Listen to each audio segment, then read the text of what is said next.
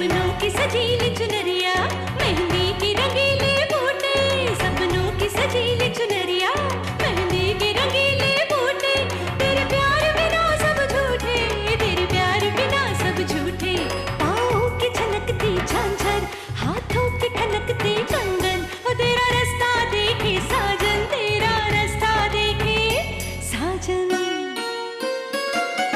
मेरी बाहों में हर पल बहारों के मौसम है, बूंद ना बादल कोई, फिर क्यों आँखें नम है, तेरे सिंदूर की लाली अब नहीं मिटने वाली, कह रही हर धड़कन सात जन्मों तक साजन। बनूं मैं तेरी दुल्हन, बनूं मैं तेरी दुल्हन, बनूं मैं तेरी दुल्हन, बनूं मैं तेरी दुल्हन।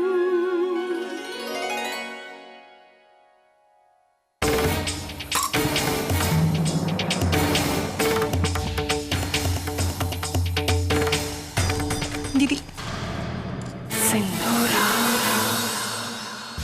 दीदी, आप ये सब क्यों कर रहे हैं? हम तो आपका हुक्म पहले ही मान चुके हैं।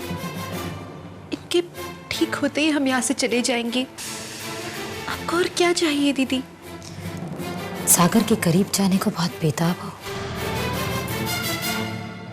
तुम जानती हो, अगर मैं चाहूं तो तुम सागर के कमरे के आसपास भी नहीं भटक पाओगी, उसकी एक झलक तक नहीं देख पाओगी।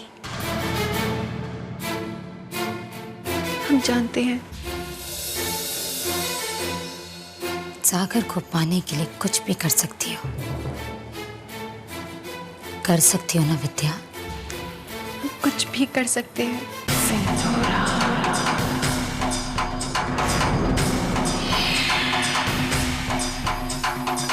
तो आज पूरे परिवार के सामने तुम्हें ये स्वीकारना होगा कि तुम्हारा और हर्ष का रिश्ता था।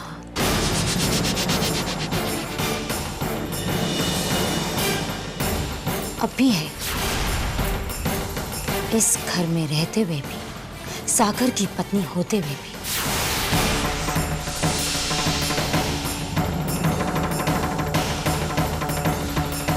तुमने एक पराये मर्द के साथ रिश्ता रखा।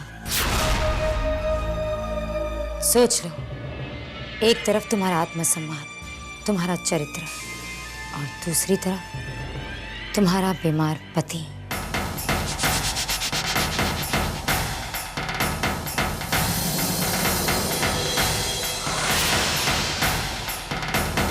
तो किसे चुनना है तुम्हें?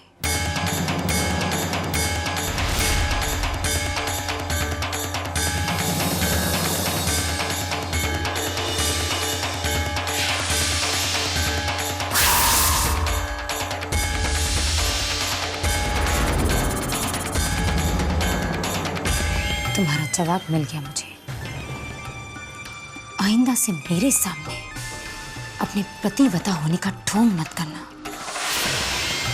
क्योंकि मैं जानती हूं कि तुम्हें इस सागर की कोई परवाह नहीं।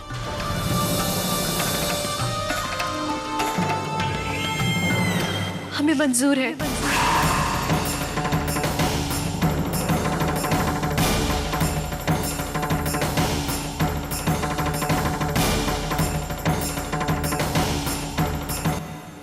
क्या मंजूर है?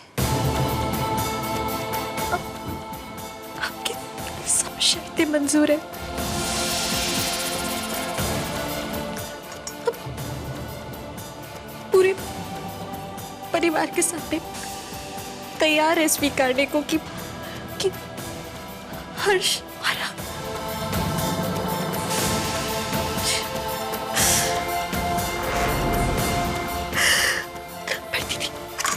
दीदी, आप हमें इनकी सेवा करने से वंचित मत कीजिए, मत वंचित कीजिए। आप जो कहेंगी हम बिल्कुल वैसे ही करेंगे दीदी। आप इनसे दूर मत कीजिए।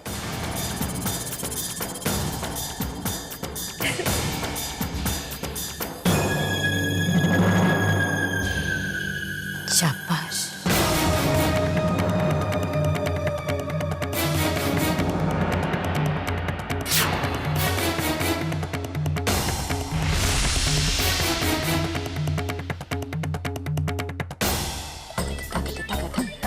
यारे दैया, फूटी किस्मत मेरी, कहाँ फंस गई मैं नन्ही सी जान। लेकिन क्या करूं, शालू के लिए तो करना ही पड़ेगा।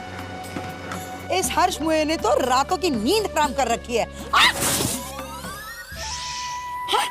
शर्म नहीं आती लड़कियों का हाथ खींचते हुए? हड्डी सरक जाती तो। ये अपना लड़कपन छोड़ो, और मैं चाहता हूँ ये चिट्ठी जाकर तुम चंद्रमुखी को दो। क्या है इस चिट्ठी में? इस चिट्ठी में वो सब लिखा है चाची जो चंद्रमुखी पढ़ना चाहती है। इस चिट्ठी को पढ़कर वो थोड़ा थोड़ा शर्माएगी, थोड़ा थोड़ा इतराएगी, अपना सर ऐसे हिलाएगी कि मानो उसे यकीन ही नहीं हो रहा, पर आखिर में मान जाएगी, जरूर मान जाएगी। हर्ष के जाल में हमेशा हर लड़की फंसती है, ये भी फंसेगी मोटी। वो तो पहले से ही फंस चुकी है। भैया, जो भी कर रहे हो सोच समझ कर करना। हमने तो तुमको चंद्रा को फंसाने का तरीका बता दिया है ताकि तुम इस घर के दामाद बन सको। अरे इसीलिए तो हम तुम्हारी इस खोटी अकल को मानते हैं चाची। अच्छा है, एक तीर से दो निशाने, दौलत भी मिल जाएगी और विद्या भी। हा? पर भैया, अपना काम अब खुद करना शुरू करो। हमारे भी बहुत सारे काम होते हैं, कब तक तुम्हारे लिए अपना जी हल्का करेंगे? चाची, थोड़ा भागोगी दौड़ोगी तो मोटापा, मेरा मतलब है तुम्हारी सेहत सही रहेगी चाची। देखो चाची, अगर इस समय तुम हमारी मदद करोगी तो इस घर का दामाद बनने के बाद हम भी तुम्हें नहीं भूलेंगे चाची।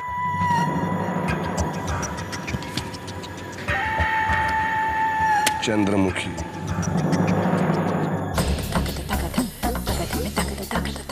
बात तो सही है, इतने दिन मैंने इस मुए का साथ दिया तो अब वो जरूर मेरा साथ देगा विद्या को इस घर से निकालने में। अब दिल्ली ज्यादा दूर नहीं। अरे काहे का दूर, मैं तो दिल्ली पहुंच चुकी, यानी मैं अपनी मंजिल पहुंच चुकी।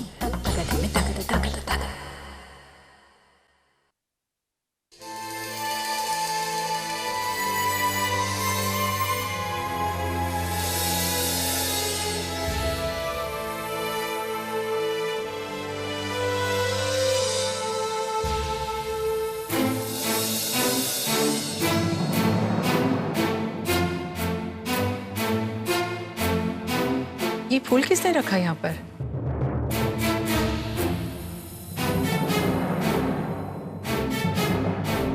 वो मैम, कल रात वो विद्या जी यहाँ पर आई थी।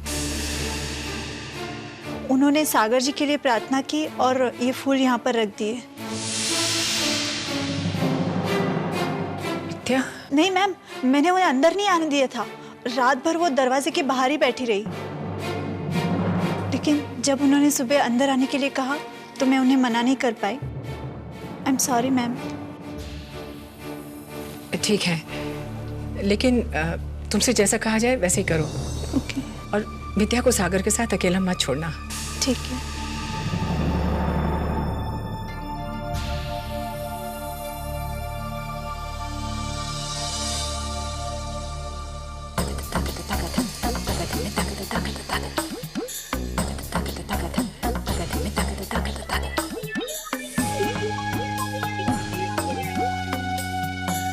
मैं ये चिट्ठी उस फुलझड़ी के दरवाजे पे छोड़ूंगी। मैं क्या उसकी डाकिया हूँ?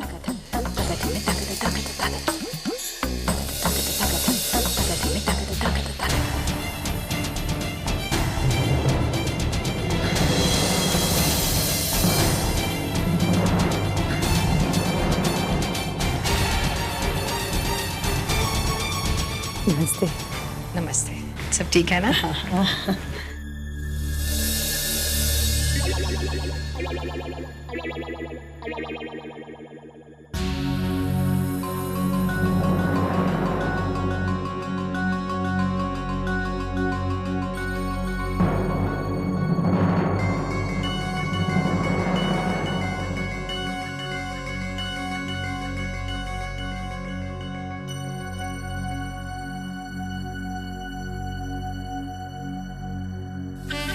हमारे दिल की आवाज सुनने के लिए धन्यवाद।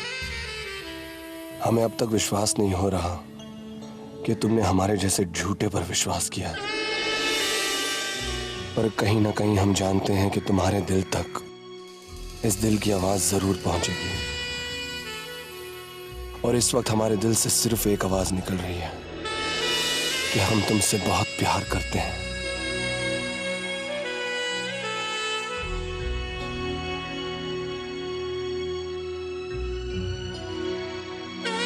अपनी आंखें बंद करो और इस आवाज को सुनने की कोशिश करो।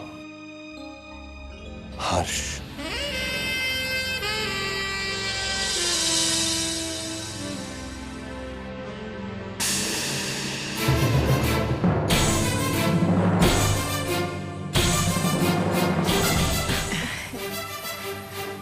क्या बात है बेटा, बड़ी परेशान लग रही हो?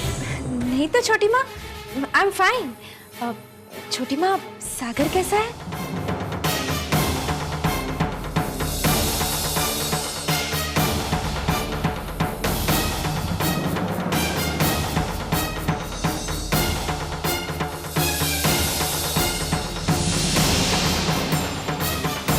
ठीक है, चलते हो।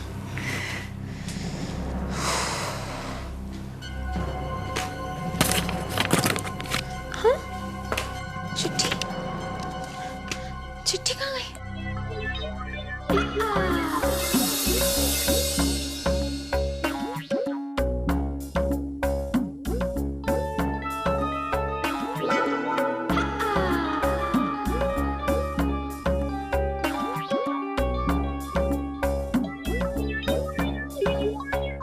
मैंने मम्मा से कहा था कि दिल्ली की धूप में मेरी खूबसूरती और भी खिलती है और हर्ष तो टोटल मेरे प्यार में है, पर मम्मा मेरी बात कभी नहीं मानती।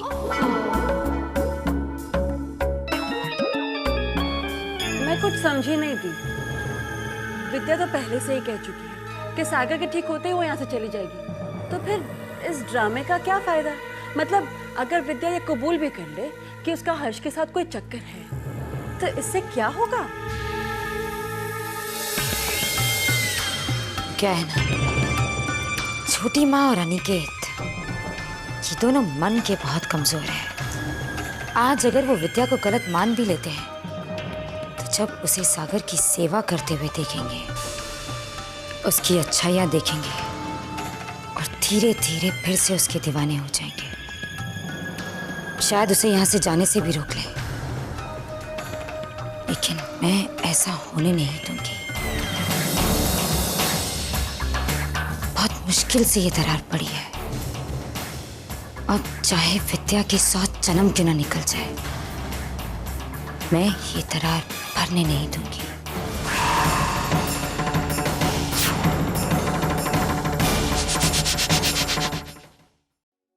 ओह, बात तो सही है दी।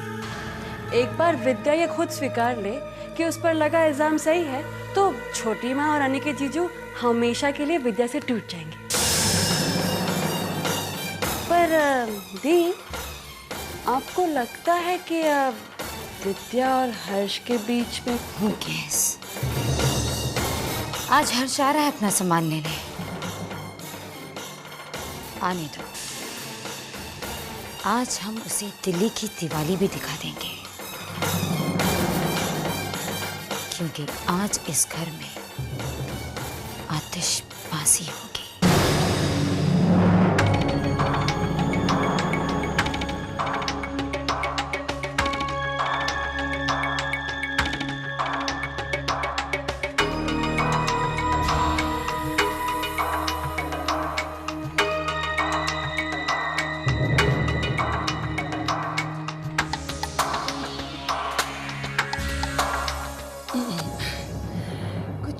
परेशान लग रही हैं आप? नहीं तो मैं तो बहुत ही परेशान हूँ। क्यों? जाने विधि जी, क्या बताएं। अब दुनिया भी कैसी है ना? अरे लोग एक के बाद एक इतनी गलतियां करते हैं, फिर भी घर की बहू बने रहते हैं। किसकी बात कर रही हैं आप? हर्ष की। मैं इसलिए नहीं कह रही हूँ कि वो मेरे गांव का है, मैं इसलिए कह रही हूँ कि मैं उसे बचपन से जानती हूँ, बड़े साफ दिल का है। और एक बार जिसका हो गया ना, बस उसी का है। अब देखिए ना, उस बेचारी ने एक गलती की और उसकी इतनी बड़ी सजा कि वो जिसे अब प्यार करता है ना, उसे यकीन ही नहीं दिला पा रहा कि वो उसे सचमुच प्यार करता है। क्या मतलब है आपका? इसका मतलब है कि हर्ष और विद्या में अब कुछ नहीं रहा। जब वो यहाँ आया था ना, तो उसी ने मुझे बताया था कि उसके यहाँ आने के बाद वो किसी और से प्यार करने लगा है। लाख पूछो, बताएगा नहीं कि वो कौन है। कहता है कि जब तक उसकी मर्जी ना हो वो किसी को भी नहीं बताएगा।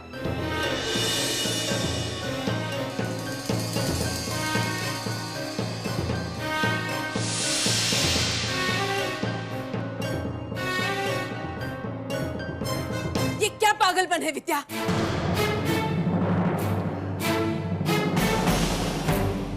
परीक्षा है। परीक्षा नहीं, आत्महत्या है ये। अपने हाथों अपने माथे पे कलंक लगाने जा रही है तू।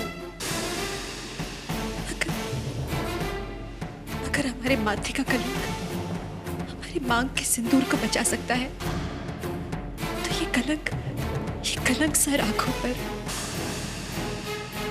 एक झूठ को सच बनाकर जीना होगा हमें। बहुत डर लग रहा है,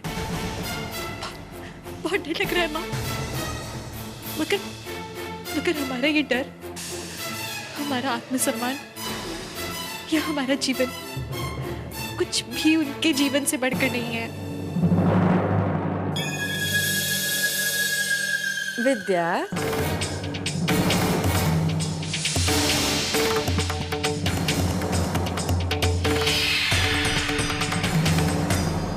सिंदूरा दी तुम्हें नीचे बुला रही है, जल्दी आ जाओ।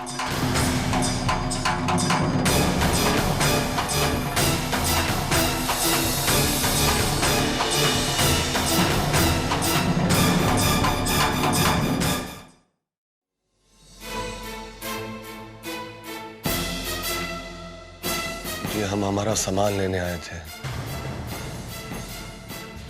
आप लोगों ने आने दिया। इस बात का बहुत बहुत शुक्रिया। अब जो भी सही गलत हुआ है उसके लिए क्षमा कर देना।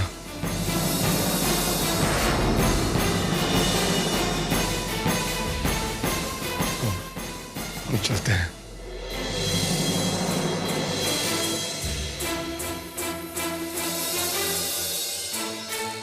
इन्हें यहाँ आने की इजाजत किसने दी दोबारा? मैंने।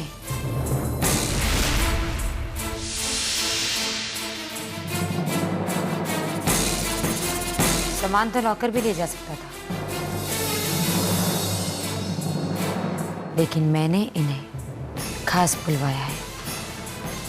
खास।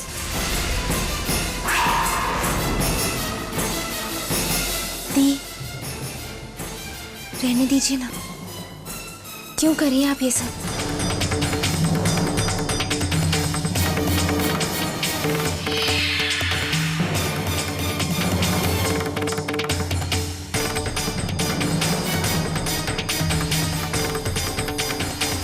लो, विद्या भी आ गई और हर्ष भी यही है। तुम सबको कुछ कहना चाहती हो ना विद्या? कोई जरूरी बात?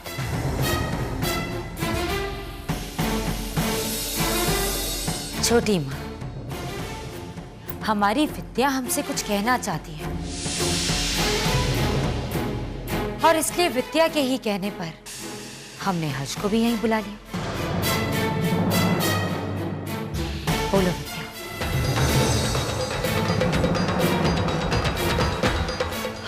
आप सबको कुछ बताना चाहते हैं।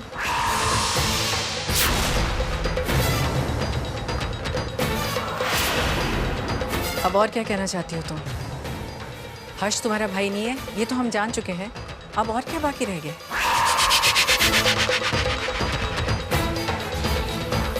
हमने आप सबसे कहा था ना कि हर्ष हमारा रिश्तेदार नहीं है।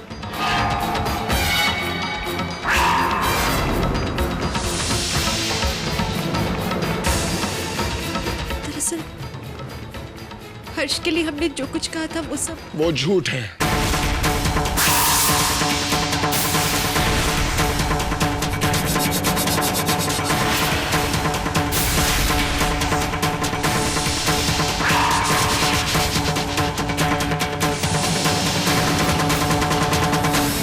झूठ है वो अनिकेत जी।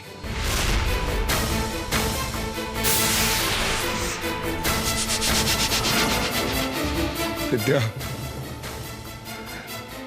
विद्या पवित्र है,